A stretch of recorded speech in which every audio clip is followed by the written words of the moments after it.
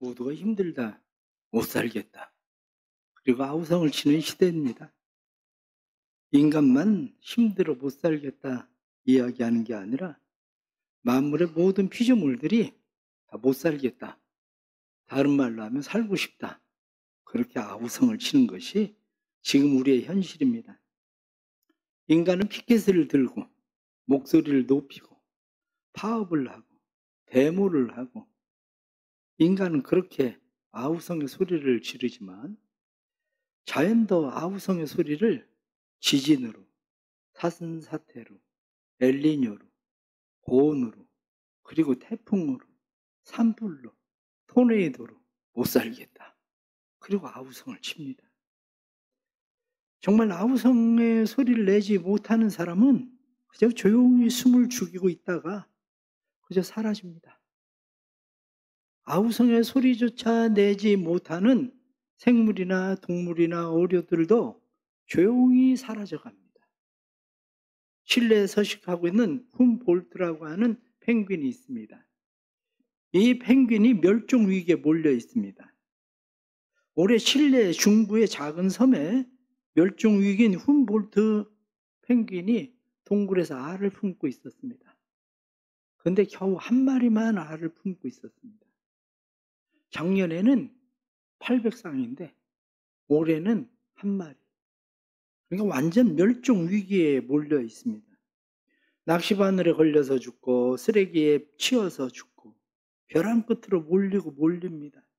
온난화로 인해서 엘니뇨가 일어나니까 실내 전체 번식률이 펭귄이 제로 수준으로 떨어졌다는 겁니다. 지구상에 존재하는 펭귄이 17종류인데 절반 이상이 이미 사라질 위기에 놓여 있습니다. 미국의 플로리다에 바다 거북이가 알을 낳습니다. 그런데 바다 거북이가 알을 낳는데 바다 거북이 알이 부화되면 다 암컷만 부화가 돼요. 원래 바다 거북이는 암컷, 수컷을 구분해서 알을 낳는 게 아니라 온도에 따라서 암컷이 되고 수컷이 됩니다. 그런데 32도가 넘으면 알이 다 암컷으로 변해요. 그러니 다 암컷만 계속 나오고 있는 겁니다. 얼마 지나지 않으면 수컷이 없어서 이 바다 거북이도 생태계에 큰 위협을 받고 있습니다. 그러니까 세계 모든 자연들이 못 살겠다. 한편으로는 살고 싶다. 그리고 아우성을 치고 있습니다. 지난 13일에 부안에서 지진 4.8 지진을 대전에서도 많은 사람들이 느꼈죠. 천안에서도 느꼈다고 그럽니다. 문제는 지진을 느꼈느냐의 문제가 아니라 170km 떨어진 곳에서 지하에 물이 출렁거렸다는 거예요. 단순하게 지구가 흔들리는 게 아니라 지하의 물의 출렁거림은 엄청난 영향을 끼치게 됩니다. 우린 저 멀리 남극, 북극 이야기를 할 것도 없습니다. 바로 이웃 옆에 있는 저 중국 어떻습니까? 지난 6월 12일 날 폭염주의보가 발령되었는데 허베이성 중남부, 산둥성, 허난성, 안우이성 이런 곳의 지표가 60도로 올라갔습니다. 지표가 60도를 올라간 것만 아니라 어떤 지역에서는 지표 온도가 75도까지 올라갔습니다. 75도면 맨발로 걸어 다니면 발에 화상을 입는 그런 정도입니다. 6월 달인데 벌써 중국이 펄펄 끓어서 지상 관측 사상 가장 높은 온도라고 이야기합니다. 그러니 그동안 비가 오지 않아서 그쪽 지역의 농작물들은 심각한 물 부족을 겪고 있습니다. 그런데 반대로 지난 5월 달은 어떻습니까? 천저우시에 하루에 비가 600mm 이상이 쏟아졌습니다. 하루에 600mm 이상이면 우리나라는 100mm만 쏟아져도 물폭탄이 쏟아졌다 이렇게 얘기하는데 600mm면 물폭탄이 아니라 그냥 물폭포가 쏟아져 버린 거죠. 이게 다 왜 이런 일이 일어나냐? 하나님이 인간을 저주하고 인간에게 재앙을 내리셔서 그런 게 아니라 인간 스스로 우리의 범죄와 우리의 오만함이 이런 모든 것들을 만들어낸 심각한 결과라는 걸 누구나 다 압니다. 하나님께서 태초에 천지를 창조하시고 마지막 날에 인간을 만드신 하나님께서 인간에게 땅을 위임하셨습니다. 생육하고 번성해라, 충만해라, 다스리고 정복해라. 그렇습니다. 잘 관리하고 잘 다스려야 한다. 그리고 우리에게 통치권을 주시고 뿐만 아니라 감독권을 우리에게 위임하셨습니다. 인간은 하나님의 주신 땅에서 하나님의 주신 탁월한 이성을 발휘해서 다른 피조물들을 다 잘 다스리고 정복하는 작업을 통해서 하나님께서 통치하시는 세계와 같이 발전을 잘 시켜서 하나님의 대신하는 감독자로서 하나님이 다스리는 아름다운 나라를 소망하고 만들어 가야 되는데 인간이 신적 권위를 위임받고 그것을 파괴해버리고 말았습니다. 하나님께서 우리에게 주신 이 신적 권위, 통치의 권위는 우리가 생각할 수 없을 정도로 탁월하고 방대합니다. 그런데 문제는 뭐냐? 하나님께서 우리에게 소유권을 주신 게 아니거든요. 그런데 소유권을 주신 것이 아닌데 인간은 어느 날부터 우리가 이 모든 것을 소유한 소유자인 것처럼 인간은 행동을 하기 시작했습니다. 그래서 하나님께서 우리에게 주신 청지기로서의 사명을 망각하고 하나님의 사명을 우리가 잘 감당해야 될 의무를 가지고 있는데 의무를 망각해버렸습니다. 하나님이 태초에 천지를 창조하셨을 때 그리고 마지막 다시 주님 오실 때에 새 하늘과 새 땅의 모양을 성경은 이사야 11장 6절부터 8절은 그렇게 말씀합니다.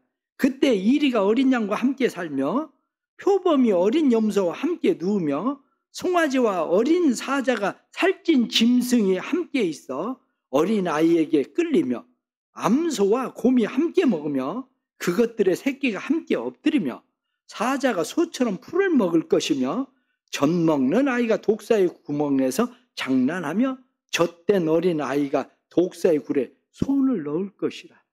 이게 하나님께서 태초에 만드셨던 천지 창조의 아름다운 자연의 모습이고 다시 오실 주님이 보시는 자연의 아름다운 모습입니다. 우리는 이러한 일들을 부여받았는데 인간이 하나님의 형상, 하나님의 모양을 가진 사람들이 하나님의 형상대로 하나님의 모양대로 살지 않아서 파괴되고 말았습니다. 하나님의 형상, 이렇게 이야기하면 하나님의 형상은 어떤 사물과 그것을 그린 그림이 서로 닮은 것처럼 인간과 하나님 간에 찾아볼 수 있는 구체적인 닮은 꼴이다. 그래서 하나님과 인간 사이에 구체적으로 닮아 있는 것을 우리는 형상, 그렇게 이야기합니다. 모양이라고 말하는 것은 추상적인 면에서 우리의 유사성을 이야기합니다. 하나님과 유사한 것. 그래서 인간은 하나님께서 우리에게 주신 형상과 모양을 가지고 있는데 인간이 범죄했을 때 우리에게 주신 형상과 모양이 파괴되기 시작했습니다. 그것은 범죄한 인간과 하나님과의 관계 파괴입니다. 모든 문제는 바로 이 관계 파괴에서 일어납니다. 하나님과 인간의 관계 질서가 파괴되기 시작하니까 세계는 만물의 모든 피조물들은 약육강식의 세계가 됐습니다. 말씀에 나타나는 것처럼 곰이 함께 먹으면 어린 새끼가 함께 엎드리고 이런 세상이어야 되는데 사자가 소처럼 풀을 먹는 세상이어야 되는데 이런 세상이 아니라 강한 자가 지배하는, 그러다가 보니까 세상의 모든 땅들도 약육강식의 세계에서는 가시와 엉겅퀴가 점점 자랍니다. 잡초가 무성하게 자랍니다. 가정에서 부부관계는 어떻습니까? 가정에서 부부관계가 나쁘면 부부만 관계가 나쁜 게 아니에요. 부모와 자식의 관계도 깨집니다. 부부 관계가 나쁘면 가정에 가시와 엉겅퀴가 자라서 부부 관계만이 아니라 부모와 자식의 관계뿐만 아니라 형제 자매의 관계가 깨지고 형제 자매의 관계만이 아니라 친척과의 관계가 깨지고 이웃과의 관계가 깨집니다. 그래서 마치 하나님과 관계가 깨진 인간이 하나님에게 그렇게 이야기합니다. 하나님이 나에게 주신 저 여자 때문입니다. 여자는 그렇게 이야기합니다. 하나님께서 지으신 저 뱀 때문입니다. 이렇게 이야기하게 되는 거죠. 이 관계 파괴는 단순히 거기서 끝나는 것이 아니라 부부간의 관계가 깨지고 자연과의 관계가 깨진 것만이 아니라 형제간의 관계가 깨져서 가인은 자기 동생 아벨을 죽여버립니다. 파괴된 인간의 마음의 욕심은 자연과도 역시 마찬가지로 관계 파괴를 시키고 뿐만 아니라 인간의 욕심을 채우려는 마음 때문에 생태계를 더욱더 억압하고 착취하는 일들이 점점 일어납니다. 자연은 인간에게 더 이상 내놓을 것이 없는데 불구하고 인간은 무엇을 내놓게 하려고 쥐어짜다 보니까 자연은 더 이상 회복 불가능한 그런 상태에 빠져버리고 맙니다. 하나님의 뜻이 아니라 왜곡된 그런 질서, 파괴, 군림하고 폭력을 사용하고 착취하는 이러한 일들로 인해서 모든 자연들, 피조물들은 오히려 인간을 피하는 세상이 되고 말았습니다. 인간도 인간끼리 서로 피하듯이 말입니다. 우리는 다시 생각해야 됩니다. 하나님께서 피조물을 착취하라고 우리에게 주신 게 아니라 잘 돌봐야 된다? 잘 관리해야 된다? 우리에게 그렇게 주신 겁니다. 우리를 이 동산에 동산지기로 하나님께서 우리를 청지기로 만드셨다는 사실을 우리가 잘 이해해야 되는데 말씀에 나타나는 것처럼 때를 따라 양식을 나누어 줄 줄 아는 사람은 착하고 좋은 종이지만 자기 것인 것처럼 종들을 박대하고 종들을 억울하게 하는 그리고 먹고 마시는 종은 악한 종이다. 이렇게 말씀한 대로 모든 자연의 파괴의 주범은 누구냐? 아담과 하와로부터 시작해서 바로 우리가 그 파괴의 주범이 되었다는 거죠. 하나님이 인간에게 참 놀라운 복을 주셨습니다. 생육하고 번성해라. 땅에 충만해라. 다스리고 정복해라. 이게 원래 하나님께서 인간에게 주신 복입니다. 그래서 원래 복, 인간의 원복이라고 이야기합니다. 원죄라고 이야기하는 것처럼 원복이 우리에게 그러한 복이 있었습니다. 그런데 이제는 점점 파괴되기 시작하니까 오늘 성경 본문에 나타나는 말씀 보니까 만물도 하나님의 아들들을 기다리며 탄식한다. 왜 하나님의 아들들을 기다리며 탄식합니까?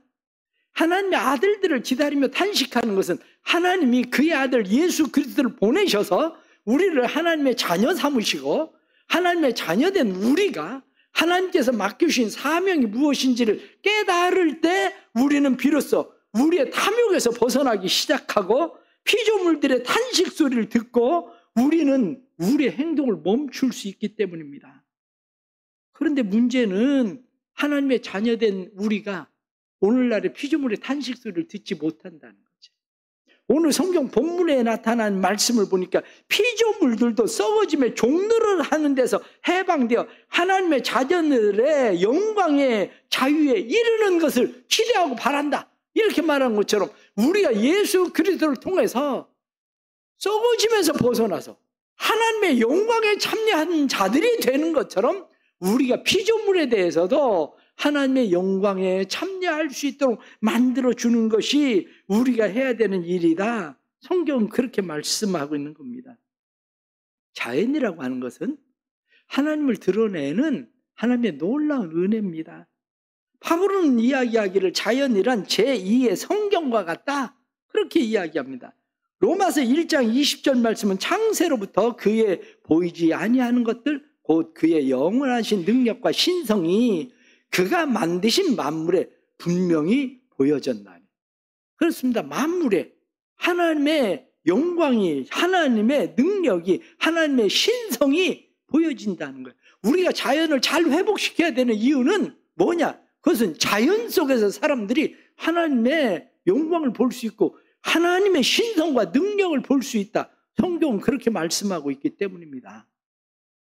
그러므로 성경이 우리 하나님을 보여주는데 제한적인 것처럼 우리가 자연을 통해서 하나님의 위대하심을 볼 수 있게 하는 또 하나의 목적을 위해서 하나님께서 이 자연의 회복을 기대하신다는 것을 우리가 이해하는 것이 필요합니다.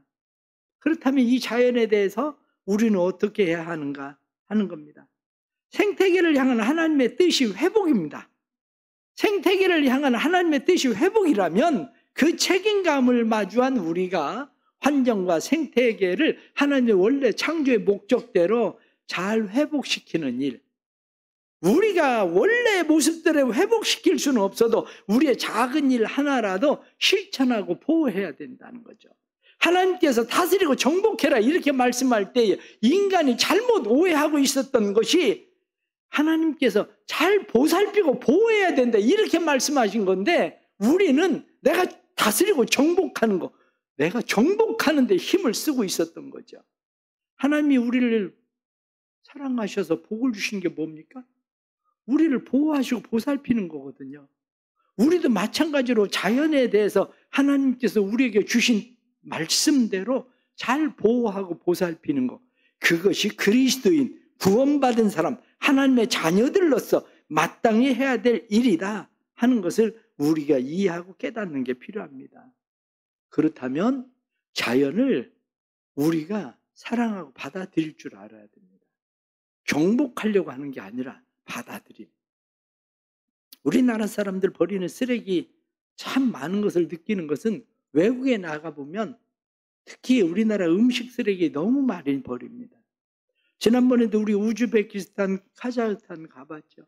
유럽 여러분들 여행해 보시면 버리는 음식물 쓰레기는 별로 없습니다. 거의 없습니다. 꼭 그 사람들처럼 먹고 살아야 된다 그렇게 얘기하는 건 아닙니다. 그런데 우리나라 음식 쓰레기 그냥 밑반찬 기본적으로 10가지 되니까, 이번에도 한국에서 우리가 선교 가가지고 점심과 저녁 반찬 우리가 음식 준비하는데 우린 손이 너무 많이 가요. 그 사람들은 빵 하나하고 샐러드만 주면 되는데 한국 음식 소개한다고 한국 음식 만들어 주는데 시간이 얼마나 많이 걸리고 고생을 하는지 많이도 버립니다. 우리나라에서 하루 1일 버려지는 음식 쓰레기가 1만 4천 톤입니다. 연간 버리는 음식물 쓰레기가 500만 톤입니다. 음식물 쓰레기 처리하는 데만 1조 원이 들어갑니다. 그래도 우리나라 나름대로 아파트마다 음식물 쓰레기 처리하는 시스템들이 잘 돼 있죠. 그런데 음식물 처리하는 시스템 잘 돼 있어서 미국에서도 도입하려고 한다고 그래요. 그런데 23년 작년에 음식물 처리 시스템 비용만 7,682억이 들었습니다. 그러니까 우리 음식물 처리하는 데만 2조가 들어가는 거예요. 거의 2조가. 우리나라 온실가스는 어떻습니까? 22년 통계에 의하면 1년에 900만 톤을 배출합니다. 만약에 20%만 줄이면 177만 톤을 들이면 승용차 50만 대가 운행이 멈추는 것과 같습니다. 그것을 소나무를 심으면 3억 6천만 그루를 심는 것과 같다고 그렇게 되어 있습니다. 우리나라 전체 폐기물 그것 중에서 우리가 생활용품 쓰레기가 62%입니다. 62%가 생활용품 쓰레기인데, 폐기물 업체에서 이야기하는 걸 들어보니까 폐기물을 어떻게 하면 분리수거해서 잘 사용할까, 그리고 애를 많이 쓰죠. 그런데 분리수거 재활용하는 것에 대해서 보니까 플라스틱 종류만 해도 기본적으로 6가지랍니다. 그런데 세밀하게 구분하면 40가지가 넘는데, 폐기물 재활용 회사에서 우리가 재활용할 수 있는 것은 5분의 1에서 4분의 1밖에 안 된답니다. 쫙 벨트로 지나가는데 쓸만한 거 골라내면 나머지 5분의 4는 내버려야 되는 거예요. 도로 4분의 3은 내버려야 되는 겁니다. 분류를 잘 해가지고 오는 데서 그것을 골라내면 40%밖에 사용을 못하고 60%는 도로 다 내버리는 거랍니다. 그러니 이 쓰레기들 문제 보통 일은 아니죠. 우리가 생각을 해도. 우리가 먹는 물은 어떻습니까? 한강에 집중호우가 한번 내리고 나면 한강 주변에 쌓여있는 쓰레기가 1,500톤이랍니다. 그래, 바다로 그냥 떠내려간 건 얼마나 많겠습니까? 걸린 것만 1,500톤이니 그게. 그러니 엄청난 미세 플라스틱, 요즘 계속 나오지 않아요? 미세 플라스틱에 대해서. 그런데 사실 미세 플라스틱은 우리가 사용하고 있는 플라스틱에서 거의 나오는 게 아니고, 미세 플라스틱의 50% 이상은 다 우리 섬유에서 나오는 겁니다. 옷에서 나오는 거예요. 이 옷에서 미세 플라스틱이 세탁하면서 나오고 뭐 해가지고 나오는데, 티셔츠 하나 만드는데 물이 얼마가 들어가냐면 2,700리터가 들어갑니다. 그냥 쉽게 얘기하면 3톤 들어가는 거예요. 3톤. 옷 하나 만드는데 물이. 사람이 그냥 식수로만 사용하는 것은 1년에 1톤을 쓴답니다. 1년에 1톤. 그렇게 생각을 하면 어마어마한 것들이 우리가 이 물로 옷 하나 만드는데, 청바지 하나 만드는 데는 탄소 배출량이 33kg이랍니다. 그런데 33kg이면 자동차가 111km를 달리는 것과 같다는. 지구 인구가 80억입니다. 그런데 1년에 옷을 얼마나 만드느냐? 1,000억을 만듭니다. 1,000억 벌을. 1,000억 벌을 만드는데 그중에서 30%인 330억 벌은 사용하지도 않고 그냥 다 내버리는 거예요. 우리가 그렇게 생각을 하면 참 우리가 입는 옷도 신경을 써야 됩니다. 왜냐? 입지 못하는 옷들 대부분 그냥 다 그냥 키로로 재가지고 저 아프리카나 저 동유럽, 동남아 이런 데로 그냥 막 보내지만 그 사람들이 다시 사용할 수 있는 건 그중에 40%밖에 안 되고 나머지는 그냥 다 내버리는 거예요. 그러면 그냥 내버리면 우리처럼 묻거나 태우고 하는 것도 아니고 환경에 대한 개념이 없으니까 아무데나 그냥 또 다 내버리는 거예요. 그게 뭐 우리나라에서도 구미에 쓰레기 더미 불이 났었잖아요. 17,000톤 쓰레기 더미 쌓였다가 불이 나는데 그 불 못 꺼가지고 20일 동안 불을 껐잖아요. 그게 이런 거 생각을 하면 환경에 대해서 좀 더 신경을 써야 됩니다. 아카데미상 2번이나 수상을 한 제이 폰다라고 하는 여성, 아카데미상 후보에 4번이나 또 올랐었던 이 배우가 2020년 시상식에 나왔습니다. 그때 당시 시상식에 나와서 우리나라 기생충이라는 그 영화 그거 발표할 때였는데, 그때 입고 나온 옷이 2014년도에 입었었던 옷입니다. 칸느 영화제에 입고 나왔었던 옷을 6년 후에 다시 입고 나왔어요. 왜냐? 2014년도에 나올 때에 뭐라고 이야기했느냐?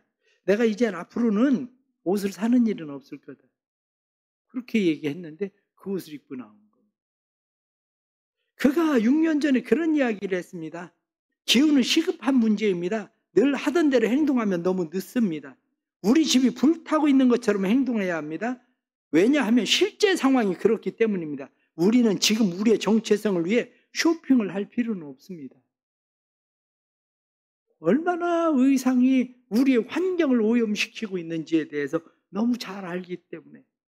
캐나다의 스즈키라는 12살 먹은 아이가 환경단체에서 포럼을 할 때 UN 환경 포럼에서 그가 그렇게 이야기했습니다.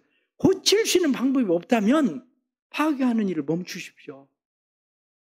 고칠 수 없다면 파괴하는 일을 멈추라고 이야기를 했습니다. 그 말에 많은 사람들이 자극을 받았죠. 그러나 고쳐지기도 합니다. 1987년에 오존층이 구멍이 뚫려가지고 오존에 그냥 우리 햇빛이 그냥 내리 쪼인다. 그래가지고 그때 오존층을 파괴하는 그런 물질들을 사용하지 말자. 그때 협약을 했습니다. 몇 나라가 참석하지 않았습니다. 1987년에 몇 나라가 참석하지 않았는데 지금 195개국이 거기에 참여하고 있습니다. 그리고 나서 2006년에 파괴된 오존층의 구멍이 메꿔졌습니다. 오존층의 구멍이. 그리고 지금 완전 메꿔졌어요. 만물의 피조물들이 고대하는 것은 하나님의 아들들, 구원받은 하나님의 백성들이 자기 자신들도 구원해 주기를 원하고 있어요. 그렇다면 그리스도인들이 이 일에 앞장서야 됩니다. 피조물이 다 이제까지 함께 탄식하고 고통을 당하는 줄 우리가 아느니라. 인간만 탄식하고 고통당하는 것이 아니라 피조물도 탄식하고 고통을 당하고 있는데, 그것을 아는 그리스도인들이 여기에 대한 책임성을 가지고 책임을 다해서 하나님과의 바른 관계가 세워졌다면 사람과의 관계도 바르게 세워야 되고 뿐만 아니라 자연과의 관계도 새롭게 세워야 된다. 이렇게 우리에게 성경이 말씀하고 있는 겁니다. 에너지 절약 이것을 해야 될 주인은 따로 없이 우리 모두가 다 같이 공동으로 에너지 절약을 해야 될 책임을 가지고 있습니다. 기술의 문명의 발달에 편리함을 극대화하려는 오늘날 우리의 욕망을 그리고 우리의 관심을 좀 더 자제하고 우리가 삶의 노력을 오히려 우리를 절제하는 데 힘을 써야 우리의 영성도 키워집니다. 왜냐하면 문명의 이기를 누리다만 보면 사실은 우리는 문명의 노예적 삶을 살아갑니다. 어제도 유튜브 하나를 보니까 그 얘기 나오더라고요. 인간의 AI를 굉장히 좋아하는데 몇 년 지나봐라. 여러분들이 슈퍼에 가서 지금 계산을 못하는 것처럼 앞으로 여러분들이 못할 수 있는 일들이 너무너무 많아질 거다. 왜냐? AI가 다 대체하고 나면 전두엽, 중두엽이 축소되고 인간은 후두엽만 발달하게 될 거다. 그런 이야기 나오더라고요. 문명의 이기가 좋은 것 같아도 때로는 자연으로 돌아간 사람들이 자연 속에서 가지는 기쁨과 즐거움, 그 일들에 대해서 우리에게 많은 이야기들을 합니다. 하나님의 아들들의 나타남이 없으면 피조물이 썩어짐의 종로로 단 데서 해방될 수도 없고 그 탄식과 고통에서 멈출 수도 없습니다. 그렇다면 우리 다시 그리스도인들이 뭐 어떤 크고 엄청난 일을 우리가 해야 되는 것이 아니라 하나님과 관계가 우리가 회복되었다면 자연과의 관계 회복도 힘써야 된다는 사실입니다. 그러기 위해서 여러 가지가 아니라 편리함을 버리고 조금 불편해도 불편함을 감수하십시오. 그게 필요합니다. 전기 꼭 돈 아까워서 전기를 아껴야 되는 게 아니라 환경을 위해서 전기도 아껴야 됩니다. 코드 뽑았다 꼈다 하는 거 불편하죠. 그러나 코드 꽂고 있으면 전기 소모되는 거 여러분들 그까짓 건 얼마나 소모되겠어? 그렇지가 않습니다. 온 국민이 전기를 그렇게 소모하는 것도 어마어마합니다. 전기라고 하는 게 내가 아끼지 않으면 그냥 낭비되는 겁니다. 교회에서 전기 아끼는 거 제가 전기 얘기하지만 여러분들 주일날 오후에 그냥 혼자 있으면서 기도하면서 에어컨 사용하지 말란 얘기 아니에요. 하이드림에서 사용을 하고 그러면 끄고 가야 돼요. 만약 그것을 끄지 않으면 일어나는 현상이 뭐냐? 화요일날까지 내가 와서 돌아보고 점검할 때까지 그냥 있어요. 저는 주일날 지나고 월요일날 제가 딱 본당에 딱 들어오면 나는 서큘레이터 돌아가는 소리를 듣습니다. 중상층에서 선풍기가 돌아가고 있네? 서큘레이터가 돌아가고 있네? 우리 교회 위에 환풍기가 있습니다. 그래서 여름에 환풍기로 바람을 빼죠. 환풍기가 돌아가고 있는 소리를 저는 압니다. 그런데 한번 여러분들이 그냥 켜놓고 가면 때로는 화요일날까지 그냥 돌아가요. 화요일날까지. 그런 거 하나하나 하는 일들 사실은 우리가 주의해야 됩니다. 교회에서 카페에서 종이컵 사용하고 화장실 종이타올 그리고 비닐봉지 물티슈 종이컵 이런 모든 것들이 때로는 제가 월요일날 봐도 어디서 이렇게 쓰레기가 많이 나오지? 우리 교회 평상시 왔다 갔다 하는 사람도 없는데 토요일 쓰레기 나오는 걸 보면 이 쓰레기들이 다 어디서 나오지? 그런 생각이 들어요. 하긴 저도 가만히 보면 덜 버리려고 하는데도 불구하고 제 쓰레기통에 쓰레기가 일주일에 가득 찹니다. 그러나 신경 써야 됩니다. 종이컵 하나가 0.00686 탄소를 배출한다고 되어 있지만 0.0068 이게 뭐 얼마나 되나? 그래도 그렇지가 않습니다. 왜냐하면 10년 전만 해도 우리나라 종이컵 사용하는 양이 1년에 120억 잔이었습니다. 1년에. 그렇게 생각을 하면 아껴야 돼요. 가능한 교회에서도 텀블러를 사용하든지 교회 안에 있는 컵을 사용하든지.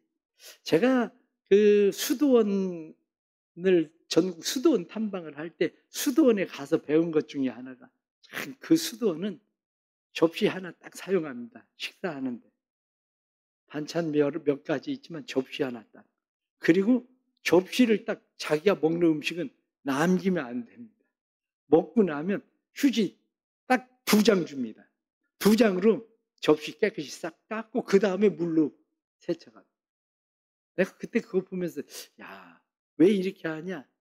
목사님, 기름때를 물로 씻어내기 시작하면 물이 어마어마하게 오염되고 물이 엄청나게 사용됩니다. 그렇습니다. 저는 저희 교회에서도 제가 이렇게 설교 용지를 사용할 때 저희는 거의 다 이면지 씁니다. 이면지 안 쓰는 일은 거의 없어요. 아니 왜 굳이 뭐 꼭 이면지를 써야 되냐? 아니 목사님 아이패드나 아니면 노트북 사용하시지. 맞습니다. 저도 옛날에는 아이패드 사용했습니다. 노트북 사용했습니다. 근데 저기 앞에 나와 있는 저 테이블 모니터도 안 보이는데, 그리고 글씨를 크게 하면 이 한 페이지 쓰려면 페이지가 3장으로 넘어가야 됩니다. 그런데 이게 한 페이지로 딱 보이면 눈에 딱 들어오는데 그냥 설교를 읽으면야 상관이 없죠. 그런데 그렇지 않아서 제가 이렇게 사용을 합니다. 음식물 쓰레기도 줄여야 되고, 저희 교회 주일날 제가 하고 있는 설교들이 대부분 특별한 때 아니면 아동부하고 청소년부 설교하고 같은 본문으로 같이 나갑니다. 그게 지금 요즘 아동부 청소년부가 설교가 환경에 대한 설교예요. 요즘 환경에 대한 설교인데, 이 월드비전에서 세븐데이즈라고 하는 이 책을 만들었어요. 일주일 동안 어린아이들과 환경에 대해서 실천할 수 있는 것들. 하나는 아이들용이고 하나는 부모용, 교사용으로 나와 있는 거예요. 잘 나와 있습니다. 아이들에게 별거 아닌 것 같아도 아이들이 어렸을 때 이런 교육을 잘 받으면 일주일 동안 그냥 오늘은 종이컵 안 쓰기, 그것만 해도 아이들에게 굉장한 효과를, 평생의 효과를 가져올 수도 있습니다. 우리 교회 성도들이 이러한 일에 함께 참여해서 나가시다가 보면 이 세븐데이즈 이 책 있습니다. 가져가서 집에서 아이들과 사용해 보세요. 아이들 거는 아동부하고 청소년부 거는 거기에서 나눠줄 겁니다. 또 그런데 아동부 청소년부 안 나와도 이런 교재가 좀 필요하겠다, 한번 봤으면 좋겠다 하시는 분들은 가지고 가시면 됩니다. 가져가서 보십시오. 왜냐, 우리에게 유익한 그런 일들입니다. 여러분들이 교회 나오셔서 뿐만 아니라 가정에서 그리고 삶 속에서 환경을 보호하는 것, 피조물들이 자유하게 해방할 수 있는 것은 우리가 해야 되는 일이라는 것, 하나님의 아들들을 기다리는 것을 생각하고 우리가 회복시키는 일에 열심을 내야 됩니다.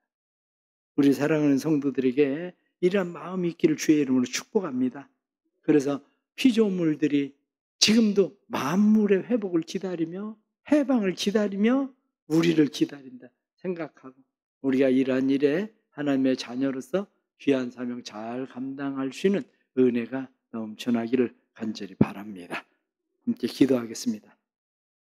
만물의 피조물들이 하나님의 아들들이 오는 것을 기다리면 하나님께서 그 아들들을 하나님과의 관계를 회복시켜 다시 창조 질서에 청지기로서 사명을 감당하게 할 것을 믿고 기다림인데, 저희들에게 은혜를 베풀어 주셔서 저희들이 잘 피조물과의 관계 속에서 다스리고 정복하라 하는 말씀을 잘 이해하고 잘 돌보고 보호하고 보살필 줄 아는 사람들이 되도록 도와주옵소서. 그래서 우리 사랑하는 성도들의 가정 속에 그리고 또한 삶의 모든 영역 속에 하나님의 자녀들로서 우리가 하나님의 영광에 참여하고 그 회복을 보는 것처럼 피조물들이 하나님의 영광에 참여하고 회복을 보게 하는 일에 선한 도구로 청지기로 쓰임받을 수 있도록 축복해 주옵소서. 예수님의 이름으로 기도드리옵나이다.